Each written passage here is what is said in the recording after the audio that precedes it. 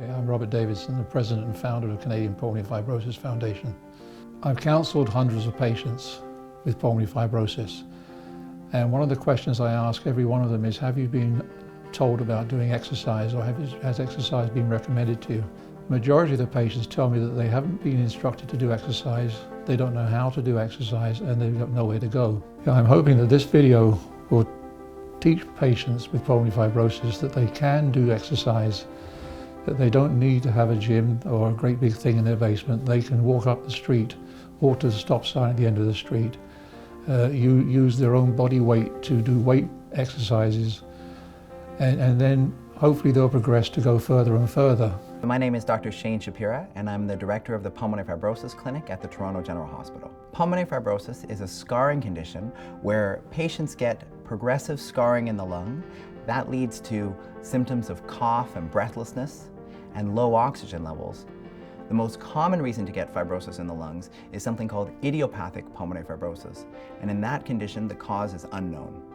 We don't know exactly how common pulmonary fibrosis is, but by some estimates it's thought that there's somewhere between 30 and 50,000 people in Canada who have it.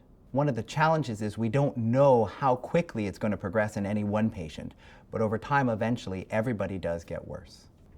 Regular exercise is an important part of the treatment of pulmonary fibrosis. This video will focus on the importance of exercise for patients with pulmonary fibrosis to help them to continue to be as fit and active as possible and help improve their quality of life.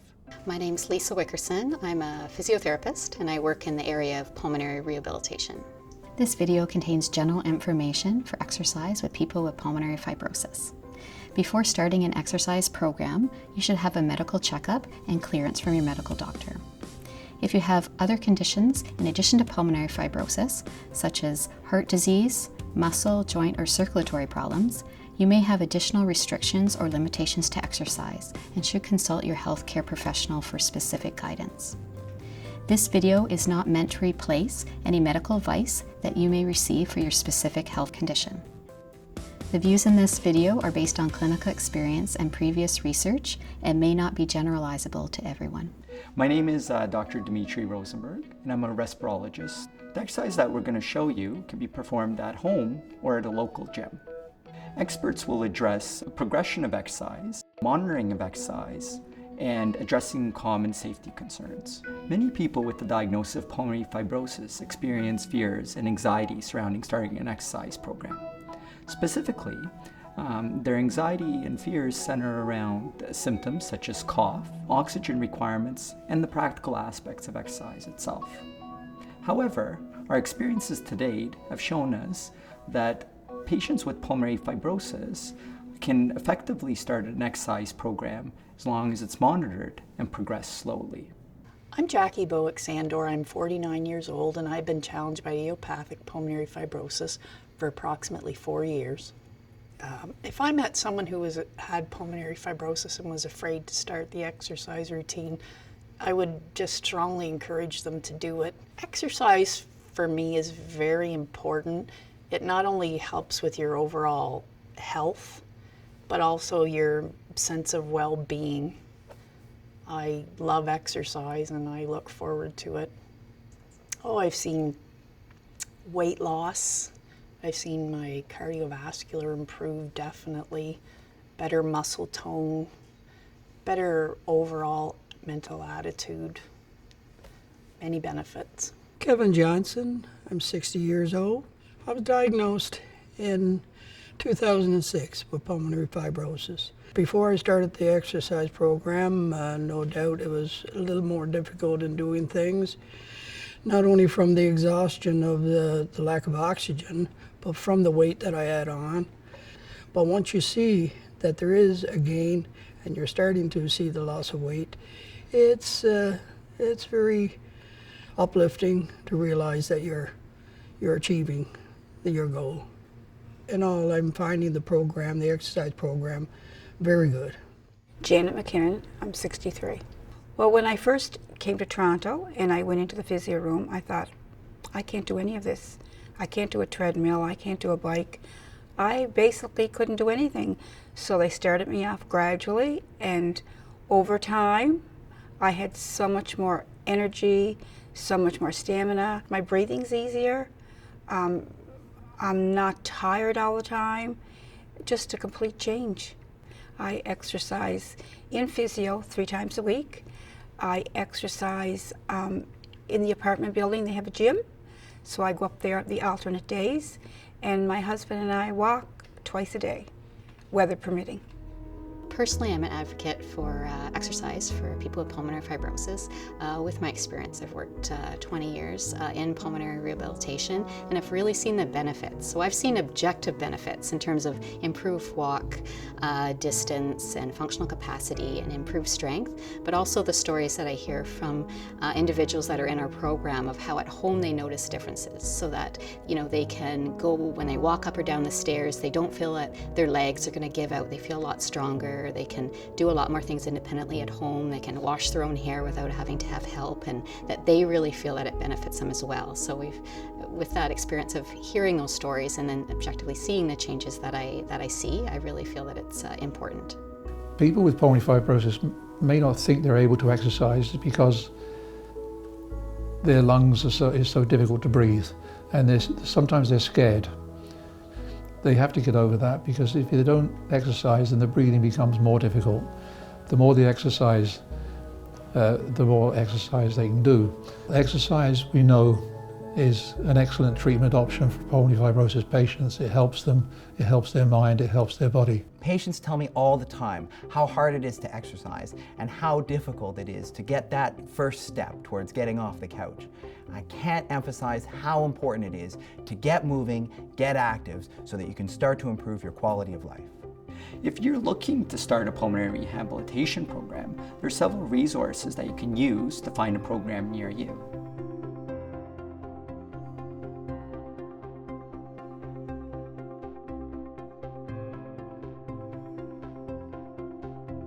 To participate in a pulmonary rehabilitation program, you usually require a medical referral from your doctor, and you should ask your doctor if this is a good option for you. If you're not able to find a local rehabilitation program, you might be able to start an exercise program at home or at a local gym. If you're prescribed oxygen by your doctor, it's important that you wear the oxygen during exercises, whether it's at home, at a local gym, or in a supervised rehabilitation program.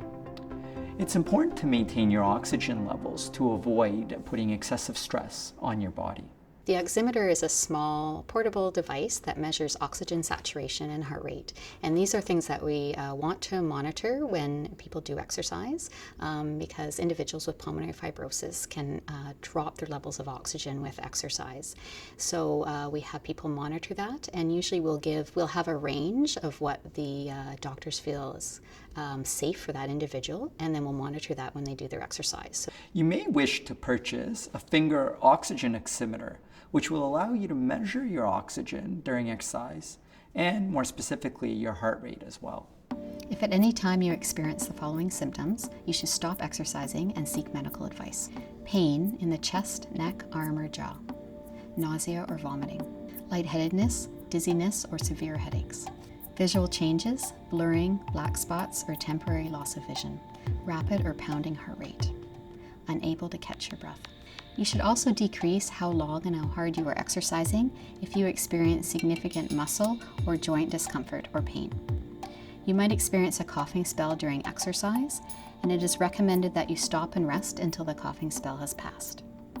If you experience a significant increase in your shortness of breath, you should decrease your intensity, time, and progress exercise more slowly. It is important to speak to your doctor if you experience more shortness of breath, a significant change in your saturation or heart rate with exercise or physical activity.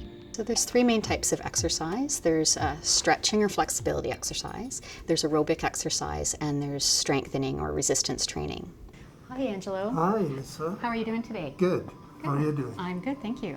What I wanted to go over with you today is stretching exercises. We do these to help increase your flexibility, and these are good exercises that you can do every day with us and also at home.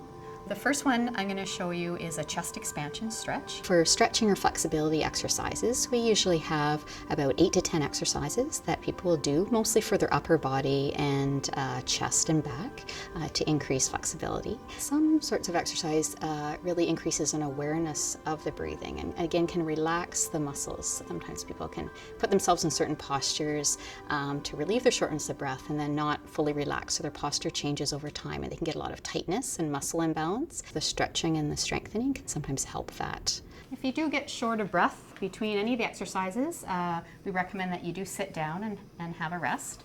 And a lot of these exercises, when you start doing them, you can also modify them and do them in sitting, and then progress to do them in standing. The other stretch I want to show you, it's for your calves, and this will increase the flexibility of your lower leg, which is a good thing to do before you start doing some walking on the treadmill. Okay. So what I'm going to have you do is step forward with one leg, and you're going to bend that leg, and you're going to keep this leg behind you, keep the heel down. So you can feel a stretch in through here. You're going to hold this for 10 seconds. Yes. Okay, you're going to do the stretch 2 times on each leg. So it shouldn't be painful, but you should feel a little bit of a pulling, a little tightness. Aerobic exercise is continual whole body exercise using the large muscles of the body. Examples would be walking, cycling, or swimming. Okay, Jacqui, we're going to try a little bit on the treadmill today. Is that okay? Yeah. Okay, I'll have you come on over here and just step up on the treadmill. I see Lisa once a week and I go to physio elsewhere twice a week. So this is aerobic training, and this type of exercise works your heart and your lungs and your limb muscles, and it can help to improve endurance and energy and stamina. And we usually recommend that you do this type of exercise 3 times a week and try for about 30 minutes a session. And if you do find it hard to walk for 30 minutes, you can always break up the exercise. You can do shorter intervals of 5 to 10 minutes or space it out throughout the day. Walking is a great exercise and can be done indoors. So you can use a treadmill, but you can also do corridor walks. A lot of malls will open early and there's walking clubs and there's a lot of areas where people could walk. And that's always good when it's really cold weather like it is now or really hot, humid days. Today, Kevin, what we're going to do is we're going to do some aerobic exercise. So what we're going to do is we're going to do the cycle or some biking today. My schedule is that I attend the Toronto General Hospital 3 times a week. Well, it starts off with basic warm-up and stretches. Before starting aerobic exercise, a light few-minute warm-up is recommended to gradually increase your heart rate and warm up your muscles. These can be done with a variety of exercise, high stepping on the spot, or some light flexibility or calisthenics. Today, Kevin was doing cycling exercise, which is a great aerobic exercise, and what we're working on is building up his time of his exercise so that he can get up to 20 to 30 minutes continuously. So Kevin, because we're going to be doing some aerobic exercise, I'm going to change your oxygen delivery system to your mask, because that will provide you with some more oxygen for this type of exercise. Very good. Okay, so let me get you set up.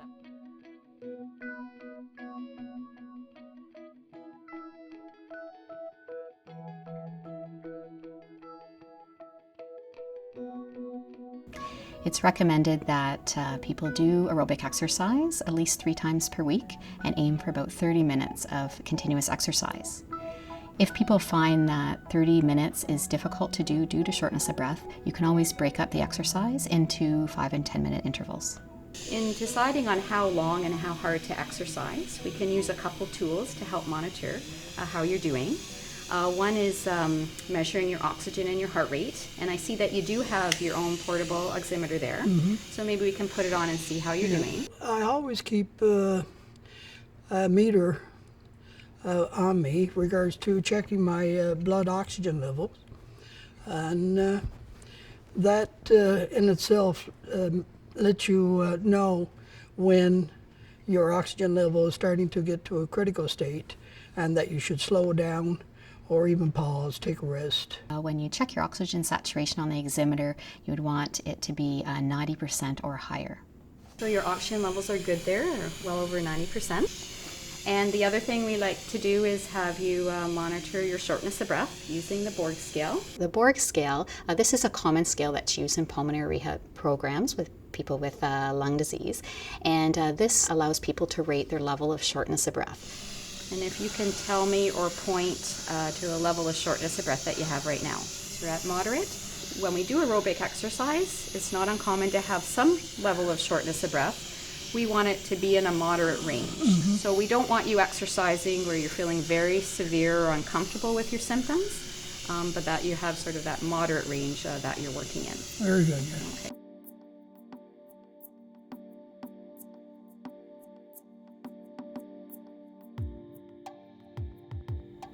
Balance your exercises with appropriate rest. Wait an hour after a meal before exercising. If you've been away from exercise for a while, always start back slowly and gradually increase to your regular routine. Avoid heavy lifting or pushing. Avoid exercising outdoors in extreme weather conditions. Avoid exercising if you have a fever. If you have shortness of breath doing any exercises, sit down and have a rest until you recover. And a lot of the exercises can be modified and done in a sitting position. Okay, Angelo, I'm going to show you a couple strengthening exercises or resistance exercises, and these are to help increase the strength in your upper and lower body. For weights or resistance training, we do exercises for the upper body, lower body, and core muscles, and we do this 2 to 3 times per week using about 8 to 10 exercises for all the major muscle groups. We usually have people do one set of 10 repetitions, so they'll usually do a weight that they can lift between 8 to 12 times, and then as this becomes easy, then we progress it and we increase the weight so that we can continue to build strength and endurance. Okay, Angelo, I'm going to show you one more strengthening exercise, and this is for your legs to help build up the strength. So I'm going to put a cuff weight around your ankle, and so what I want you to do is I want you to straighten your leg out, hold for 3 seconds. You probably feel your leg muscle working there above your knee. Good. And down. And so this is an exercise, again, you do about one set of 10 repetitions, and then we'll take it off and we'll switch over to the other leg, and you repeat that 10 times. Good, so up, you're gonna hold 3 seconds, and then again, just down, nice and slow. Always nice and slow when you do weights.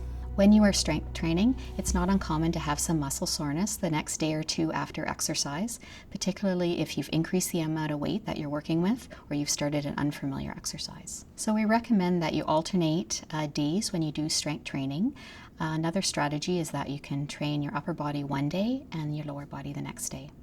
Okay, Kevin, so we're going to do one last exercise, and this is a strengthening exercise. We're going to have you do some stair steps.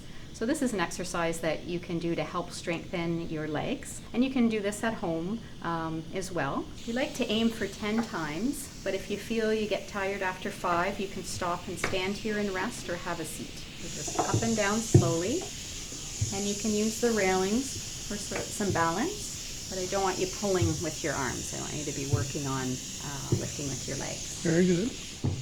All right, and then how about we have a rest there. If people are exercising in a public or shared space, it's just important to adhere to infection control guidelines so that they'd want to clean the equipment before and after use. There's a variety of equipment that can be used to do muscle strengthening exercises. You can use free weights, so handheld dumbbells or cuff weights that you can put around your leg. You can also use elastic bands or tubes, and you can also use exercises using your own body weight, such as doing squats or stairs or leg lifts. What you're going to do is you're going to come up onto your toes and then back down onto your heels, just nice and slowly. Okay. So you don't have to go quickly, just nice and slow. You should never strain or hold your breath when you're lifting weights. You should always focus on your breathing, or another strategy is to count your repetitions out loud. Okay, Janet, just wondering, how have your home exercises been going? They're going well. I'm using the stretch bands, Okay.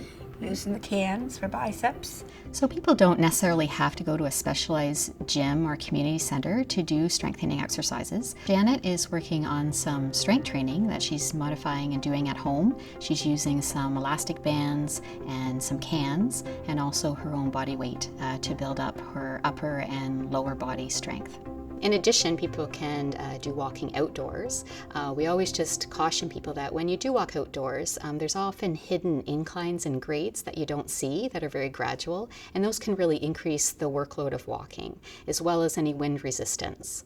And when you are walking outdoors or indoors, if you're carrying your portable oxygen, that can add weight and increase resistance and workload. So you may want to consider a walker or an oxygen stroller to pull your oxygen when you're exercising.